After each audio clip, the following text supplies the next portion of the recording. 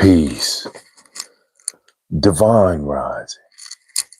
Welcome to the YouTube live book reading of Love Like Sky by Leslie C. Youngblood. Peace, YouTube. Divine Rising. It's going to be a beautiful, beautiful Sunday. Yes. I can see it. I feel it. Wishing love to all our friends and family. All the solar returns that we have today. So, peace, YouTube. It's a new day and time to start a new chapter of Love Like Sky by Leslie C. Youngblood. And we pick up in the 10th chapter. It's page 96. I wish you all enjoy this beautiful, dreamy reading. This one's a shorter one, so it's a good chance I might come back and do another chapter just to enjoy this beautiful Sunday. And we have some rain here in LA, so always happy about that. Peace and love, honor and joy to the people. Yes. All right, here we go. Page 96, chapter 10. Vendetta against vegetables. Vendetta against vegetables. Once we rounded the corner, I saw that mama's car was gone. I was a little glad, so she wouldn't ask about my knee. Nikki and I hurried into the garage to get Nikki's old bike. It was neon green, her favorite color last year. Before we could even get out of the garage, Nikki's mama hollered out the window, "Where are you two going?" "I'm letting Georgie ride one of my bikes back to Tammy's." "Street lights, Nikki. If they're on 5 minutes before you and Georgie are in the house, it's going to be trouble." "Georgie?" "Yes, ma'am," I said. She poked her head out more. "Your mama waited, but I told her it was best for her to get on to the hospital. Sorry that Peaches isn't feeling well, but she'll be better soon." "Thank you, Miss Cora. You two want anything to eat?" "Not right now, Ma," Nikki said. "What about you, Georgie?" Do you have any apples and beets?" I asked, thinking of my plan. If I was going to give Peaches a transfusion, my blood needed to be strong as can be. "Beets," Nikki said. "Beets? Are you feeling okay?" "Not everyone has a vendetta against vegetables like you, Missy," Miss Cora said. "I'm afraid we're out of beets, but let me slice up some fresh apples for you."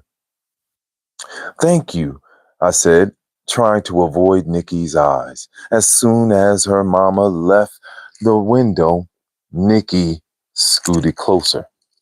I would check you for a fever, but that don't tell if you're crazy. Why are you holding us up for apples and beets?" "I need to eat better, and beets are good for my blood," I said. "You remember, that's what the health teacher said. Tangy eats them all the time." "When did you start worrying about blood and stuff?" "Oh, did you come on your..." "Ugh, it doesn't have anything to do with that." I almost said it did. If I said that my girl time came before Nikki's, I bet she wouldn't speak to me for weeks. Nikki's front door opened and Miss Cora stepped out. "Here you go, Georgie," she said, sealing a Ziploc bag. "I cut you up 2 whole apples and a half a carrot. Try to work some magic and make your BFF here eat some." I'll do my best, Miss Cora. Have fun, and don't let them streetlights catch you. Yes, ma'am, we said together. Tell Tammy's mom I said hi, she added. We bobbed our heads, and she waved to us as we pedaled away. Nicky sighed. Whew, that lasted forever. On the bikes, it took us less than 2 minutes to get to Tammy's. When we got close, Kevin didn't pay us attention, but fiddled with the chain on his bike. Without looking up, he said, I was about to leave.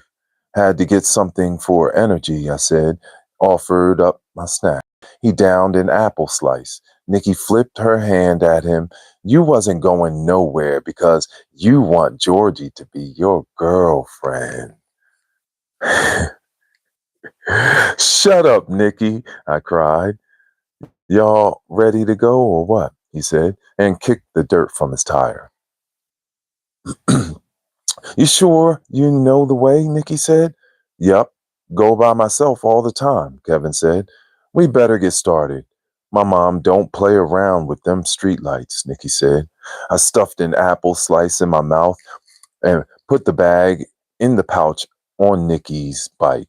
Nikki turned to Tammy. You remember what I told you? I got it. I got it. I'm not a nincompoop, Tammy said. You don't even know what a nincompoop is, Nikki shot back, copying me. I know. I'm not one, 'cause my mom said so, Tammy said. Kevin took off. Nikki and I waved to Tammy and followed him. You three was going to keep fussing until it was too late to leave, he said, standing up and leaning his body from one side to the side as he pedaled. I didn't answer, saving all my breath for the long ride, and plus my knee was hurting like it was about to break in half. When Frank took me to the hospital, we got on the I-85 north and where there's about 15 minutes. Kevin's way took us through the side streets near the expressway. Horns blaring and engines rumbling made it difficult to hear. Kevin steered us away from any big potholes. I could tell that he could go faster than he was going. Anytime I heard loud voices, I thought for sure we'd been spotted. After about 20 minutes, neither Nikki nor I did much talking. Instead of trying to keep up with Kevin, I glanced at Nikki and slowed down. Her bangs had looked big and fluffy, caterpillar earlier, but now they had flattened and were nearly covering her eyes. Still, I bet she'd ride blind before she'd be the first to stop.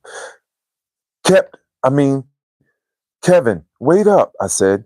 He didn't stop, but circled around and pulled up behind us. Nikki moved her bangs out of her eyes. What you stopping for? I huffed. 'Cause I'm tired.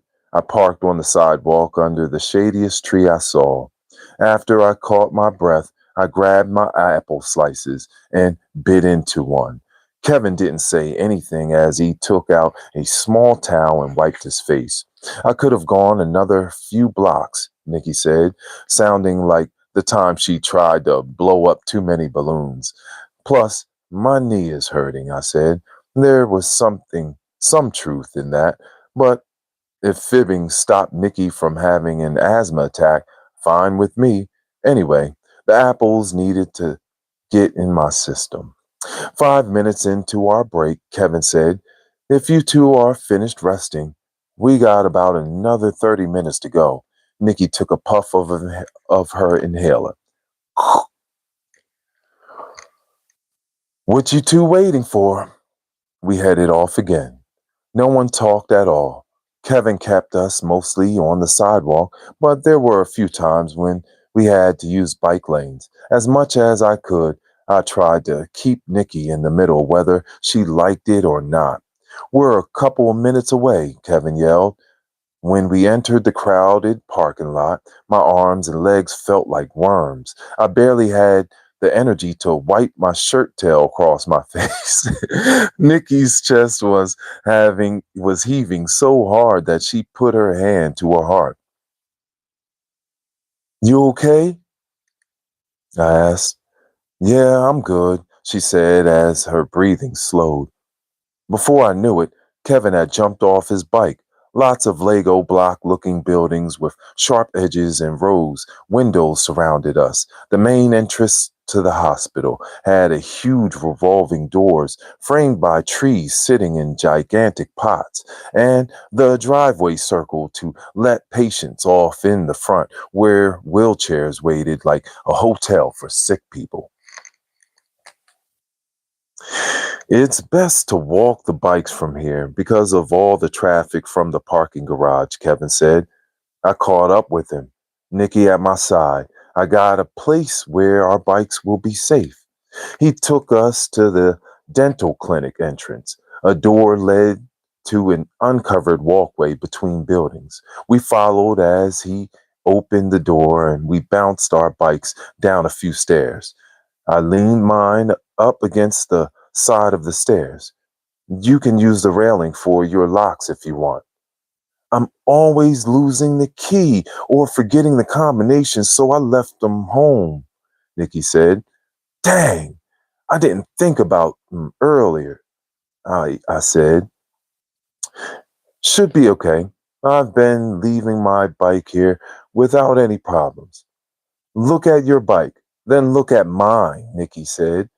What if, she wheezed a little. What if there is a problem?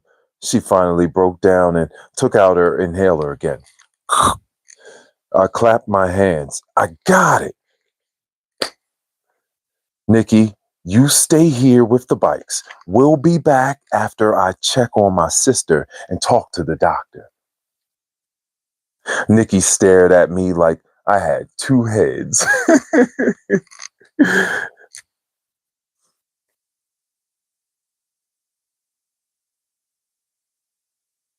What? You ain't a mama. You can't talk to the doctor. She sucked the inhaler again. This time longer than before. Well, I'm about to, I said. Nikki twisted her mouth one side to one side. Whatever.com. I sucked my teeth. That's so played out. Whatever ain't played out. Nurses and doctors talk to me all the time about Mama, Kevin said. He didn't have to help me convince Nikki that I wasn't crazy, but it made my case and shut up Nikki. 2 for 1. At that moment, I decided to stop calling him kept back and make Nikki stop too. Are you going to stay here or what? I asked Nikki. I knew better than to mention it to her, but even the hallways in the hospital were block long and her breath was still coming in wheezes. She reached in her purse. Yeah, I guess so. Bring me a soda. I hit my pocket that was full of change. I got it. Be back here in 30 minutes. Nikki sat on the stairs and folded her arms and pouted like a little kid in timeout. That copycat Lucinda purse flopped on in her lap. Not 1 minute longer. Okay, I said. If they needed to get me ready for the transfusion right away, Kevin could come back to get Nikki. I wasn't crazy. I knew they'd have to tell Mama, but she never suggested I do anything to help. She didn't even think I was strong enough to know Peach's real condition. Maybe the doctors would convince her like they did on TV. Kevin opened the door for me. Not 1 minute longer. Georgie! I mean it, she said right before the door closed. Kevin and I had started across the parking lot. Nikki opened the door and shouted something else, but I couldn't make it out over the traffic noises. Kevin stopped right before we entered the elevator. Want to go back and see what she said? probably just reminding me to get her a soda, I said, hoping that was really what it was. And that completes chapter 10 of Love Like Sky by Leslie C. Youngblood. Thank you so much for being here and reading with us. Hi, it's Heart Love. Happy Sunday. Probably going to double up because that was a short one. Give it some time and let it load up. Thank you for the likes and subs. Peace and hi, it's Heart Love. Happy solar return to some beautiful people we have that it's their solar return today. So giving love and honor and reverence to them. Thank you so much. Much love for reading books and enjoying this peaceful time on YouTube with us. I'm always honored to be able to read to the people and give them a peaceful place on YouTube to just convene and rest. Hi, it's Heart. Thank you so much, Randy. Thank you for being here. This is the peaceful part of YouTube where we read books and learn from masters. Now, I'm a master fitness trainer, Uriel Riley. Master healing. Yes, we have the Your Healing modality that we use to help to heal the people. This is a way of showing that we recognize our divinity and the divinity in others. So that's why we just wrote the new harmonic vibrational manual right here, as you'll see. You can go get that on Amazon right now. So much love. Thank you for the likes and subs. Y'all have a wonderful Sunday. Divine Rising. I'm getting some beautiful rain here in the early AM. So peace, peace. Let's have a glass of love water, right? In honor of our friends and family and pushing to a new level. Yes. Today I am 17,031 days on this planet. Highest heart love to all of our friends and family. Thank you, thank you, thank you. Hope the reading, sound, and sights were beautiful. Peace, peace. Mm,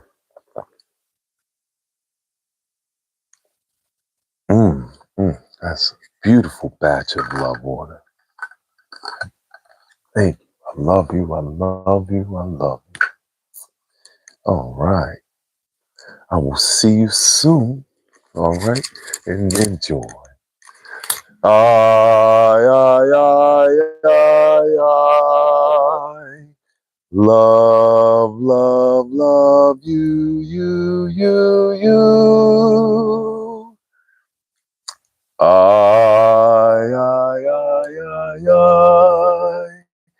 Love, love, love.